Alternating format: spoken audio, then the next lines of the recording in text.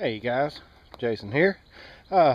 Just thought I'd do a quick video on this. It's something that not a lot of folks know a whole lot about. Well, I say not a whole lot of folks know about this. It's making gaskets. I've got the water pump off of my Farmall 140. And in case you haven't noticed, I've not been doing garden videos because water pump went out on it, and having limited time and having to order parts and limited money and all that good stuff. I just have got the water pump here, so I was taking it off. Well, lo and behold, it ships with this gasket. And I'm thinking when I pull the new water pump out of the box that everything's fine. I've got a gasket. I take the water pump off and it's got a plate on it. This bolts to the water pump, and this side actually... Alright, chickens, quit knocking on the door. Stop it, girls. Girls! Cut that out. I'll bring you a fortune cookie in a minute. Anyway, this side goes up against the engine block. Well, it did not ship with a gasket for that, and as you can see, well, maybe you can tell, it had a gasket on it. So I've scratched that off, and I'm going to make one right quick. And it's as simple as having some stock from a auto parts store, or you can do this out of something as simple as a cornflakes box or a Triscuit box, or just anything that's a thin pasteboard surface. What you're looking for out of it is something that will just take up those little scratches and imperfections in the metal when you tighten those two pieces of metal together. A gasket doesn't have to be a specialty part.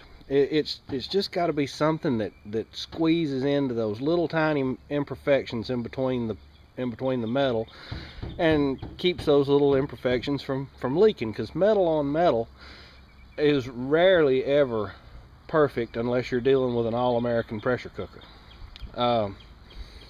Usually you've got to have some sort of gasket in there. So anyway, like I say, it's just a quick video to give you a little heads up on this in case you ever wind up in the middle of a project. Here a while back, I was replacing the fuel pump on the John Deere 2130, pretty big tractor, and it was my dad's, of course, and I inherited it and using it on the farm still.